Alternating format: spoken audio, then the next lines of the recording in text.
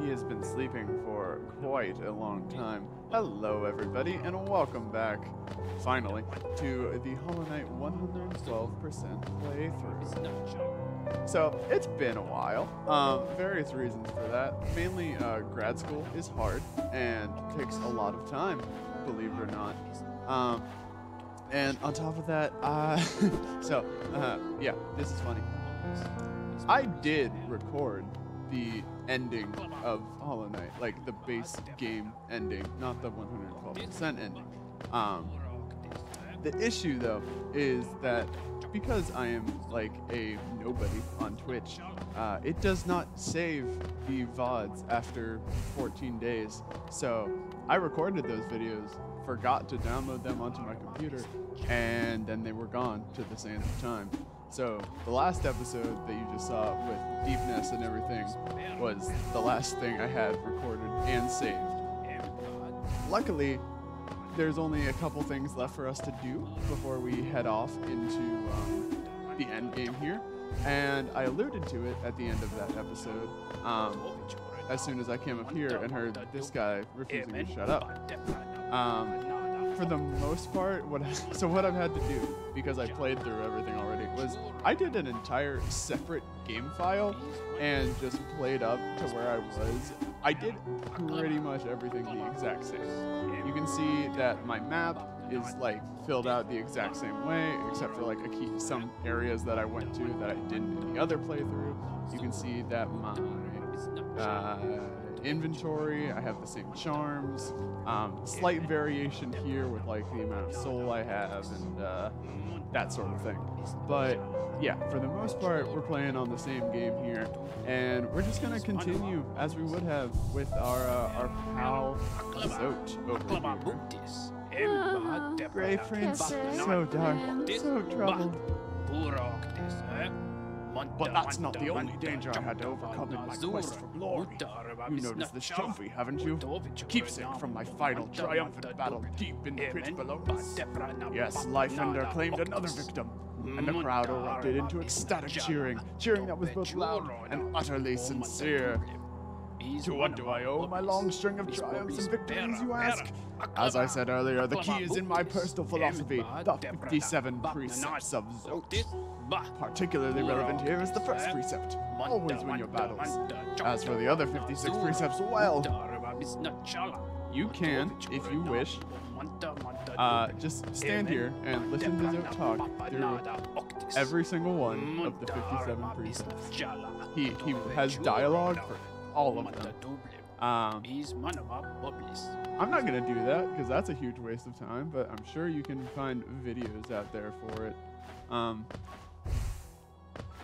Again, with it being a, kind of a redone playthrough, I'm not entirely sure of like what little things I have and haven't already explored already. So, for instance, I'm going to read this journal if I've done that before. Please excuse me. The Grey Prince, heaving heavy breaths flushed from the exertion of battle, the figure emerged from the well. Triumph was his, and trophy he bore to prove it, the fearsome skull of his vanquished opponent. Startling warning he brought to the village, one that rung so true. Their white savior thought a hero by the bugs was a vicious beast, and the shrouded Grey Prince was in truth the hero deserved. With honor and humility, he recounted his quest below, his epic journey of one purpose, to find her, to protect her, his great maiden, his partner in darkness.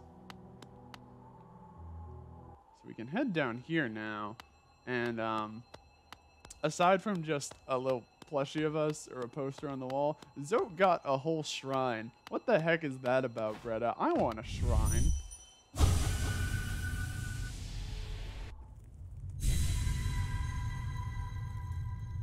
Just for the record, I really don't want to do this.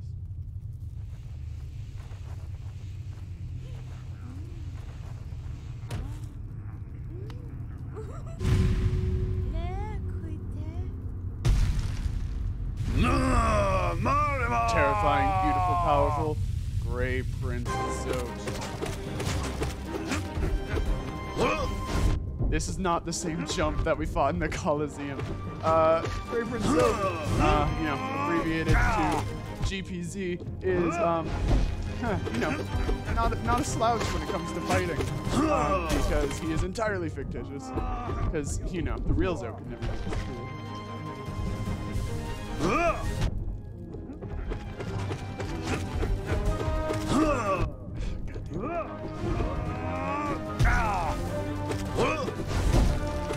Ah, damn it.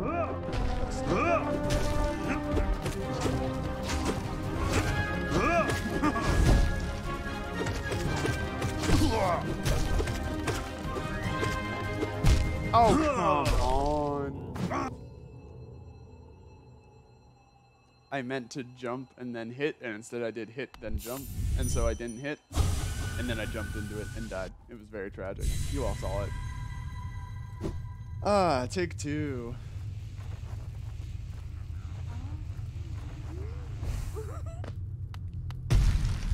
Yeah.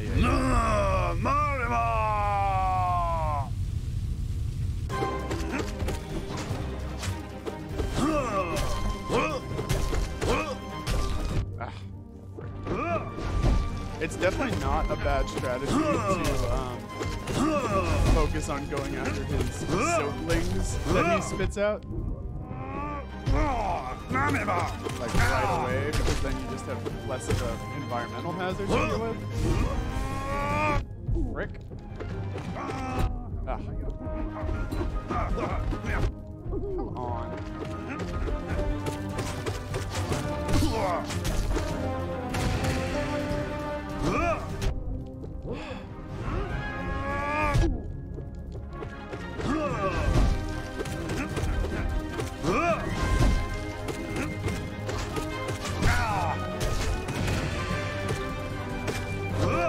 Oh, come on.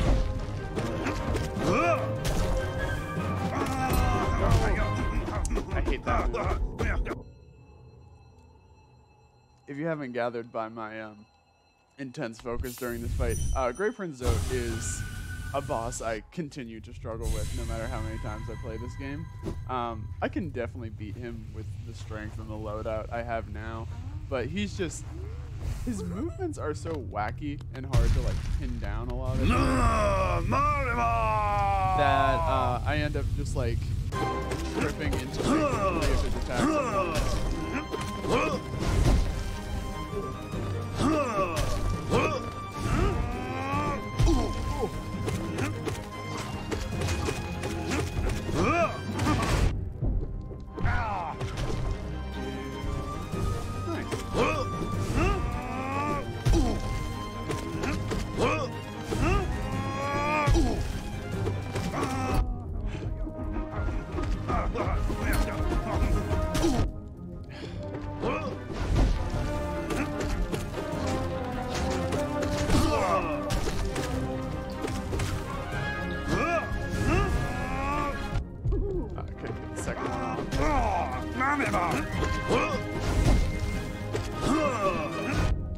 Yeah, see, like, what is that crap?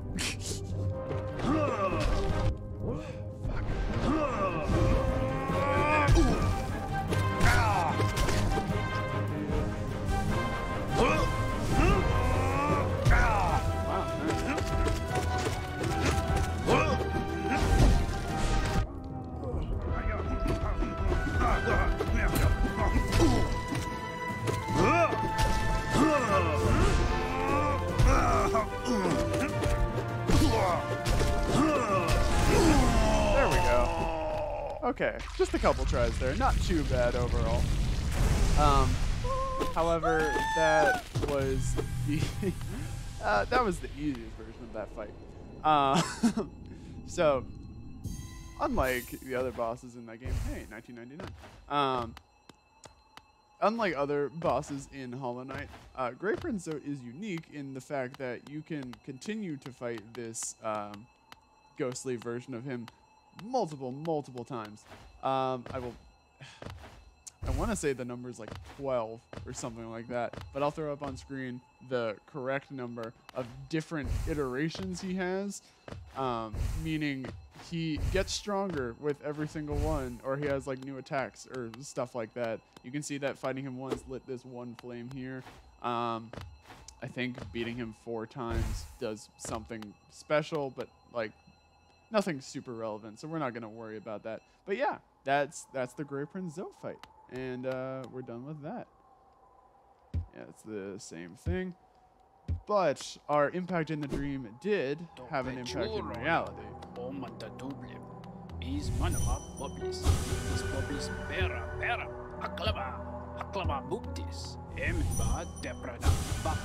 Grey Prince, your words, are they repeating? By shattering the dream bred ahead of Zote, we have crushed her impression of him in the real world, as should be done with an asshole like Zote. Alright, well that's only part of an episode. So, the next thing that we're going to do, I'm trying to remember everything I did on the first playthrough of these last few episodes. I believe it involved using our old friend here, the stack station. So, real quick. Hi Stack Dad, been a while. We're going to go down to the hidden station.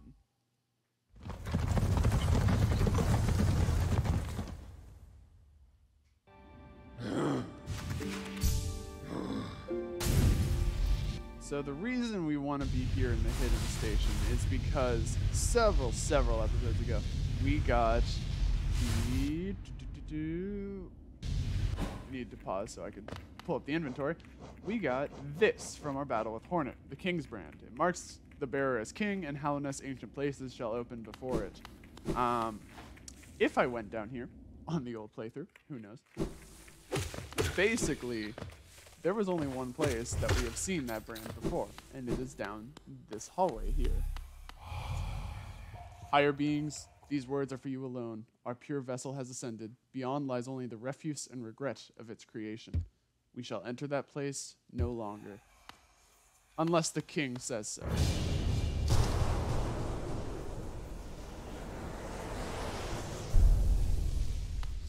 By acquiring the King's Brand, we have gained access to this new area of the ancient basin.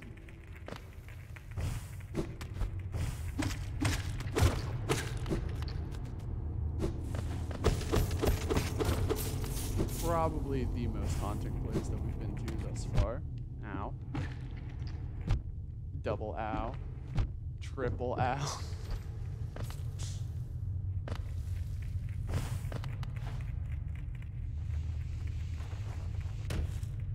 And all the way at the bottom of the abyss. Well, first thing we're gonna do here in the abyss is wait around a bit for one of these guys to show up. These guys are little spirits that I believe do 2 hits of damage, if I'm correct. Yep, that they do. So these guys are called siblings, and the reason for that is very lore heavy, as I'm sure you can imagine. As you'll notice, we are walking around on what looks to be a lot of fellow knights. How quaint. I wasn't lying when I said this is the most haunting place we've been to thus far. Heading over here to the left, though, should be a little easier. And I highly recommend doing this first, because this side of the abyss has something awesome for us.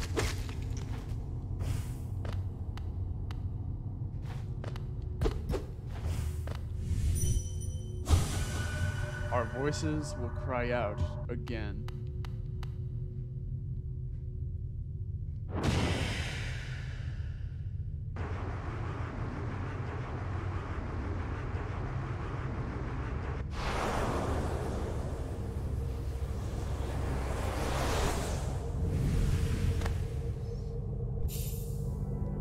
Finally, we have our 3rd spell upgraded, and we have consumed the Abyss Shriek. Tap A while holding up to unleash the Shriek. This is a fantastic spell. So, something that the Howling Wraiths originally, it's the same attack, but it has a much wider cone of effect, and also I cannot confirm this, but I feel like the Abyss Shriek doesn't push enemies away as much. Like, one of the reasons Howling Rays wasn't super effective was because it does more damage if enemies get hit by it multiple times, and it's kind of hard for them to get hit multiple times when the spell pushes them out. But because of how massive Abyss Shriek is, it is very hard for enemies to fall out of it. Right now, I'm just kind of wandering around here killing the siblings because I mean, they're already dead, but I do want to get them registered in my what do you call it, journal, because I cannot confirm, but I feel like after you explore something we will see soon in the Abyss, then they stop appearing, and I want to make sure I can get them fully registered. I'm sure there's still a way to get them fully registered. This game has remarkable detail in making sure the player isn't like locked out of a lot of things. So let me just check the journal real quick, see where we're at with those guys. All the way here at the bottom. Just 7 more? Yeah, we can do that easily. Alright, so we're going to not go in the water. No beach day for us, because that is horrifying. Imagine if you went in the ocean and you saw that. I would cry probably, because I love the oceans. Ow.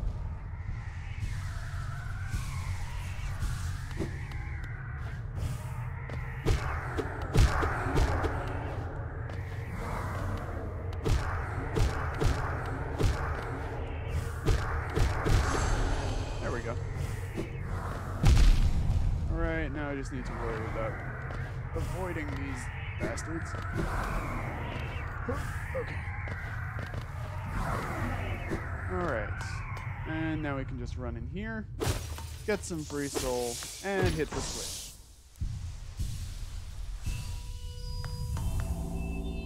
And we see some Luma flies come out. Very bright. And so what we just did there was we activated a lighthouse. So originally, you wouldn't have been able to cross this because those void tendrils that were coming up out of the water would have reached too high for you to be able to traverse it. But now that the light is shining on them, they have, let's say, gone to sleep, and we can cross the water quite easily now over to where our main goal is here in the Abyss. Can't go that way. Only way to go is up. Actually, not yet. There. We want to go all the way over to the right. To this dude.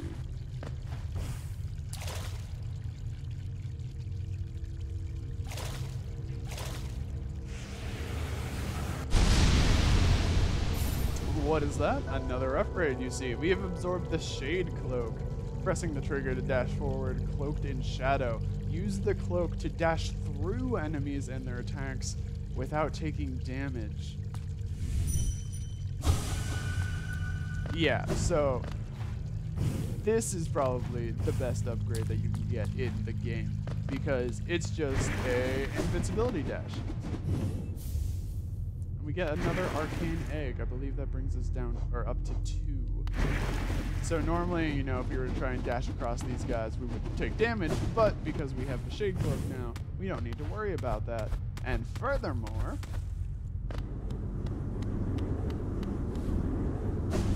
we can finally get through these void pillars. Finally.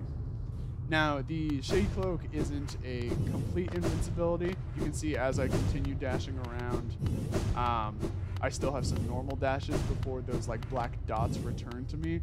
It's basically going to be every 3rd dash you do can be a Shade Cloak dash. Right here, an imprint of Abyss given form. All that does is that registers the void tendrils in your journal, because you can't kill them any other way. But yeah, that's pretty much all the Abyss has for us today. Now let's see if we can get out of here easily enough.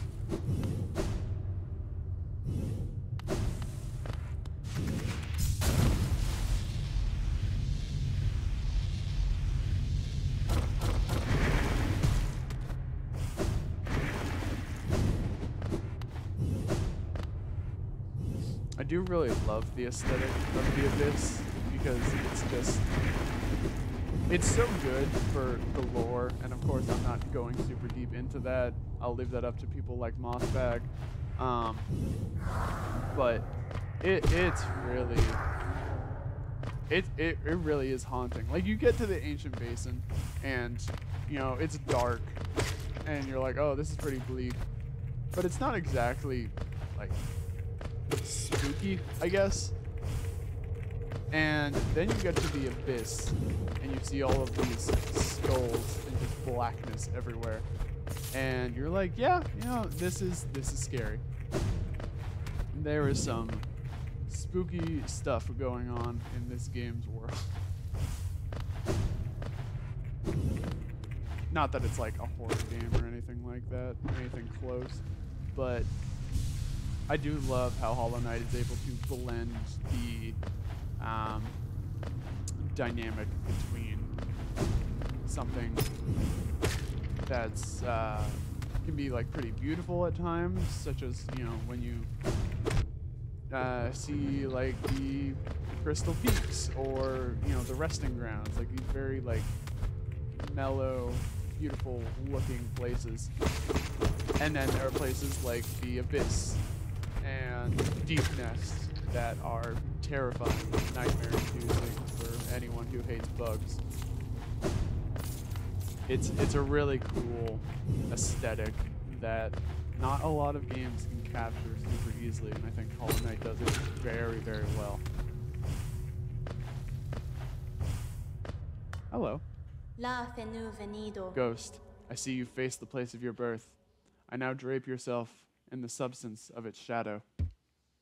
Though our strength is born of similar source, that part of you, that crucial emptiness, I do not share. Hornet isn't void. Funny then, that strange darkness gives me hope. Within it, I see the chance of change. A difficult journey you would face, but a choice it can create. Prolong our world's stasis, or face the heart of its infection. I'd urge you to take the harder path, but what end may come, the decision rests with you.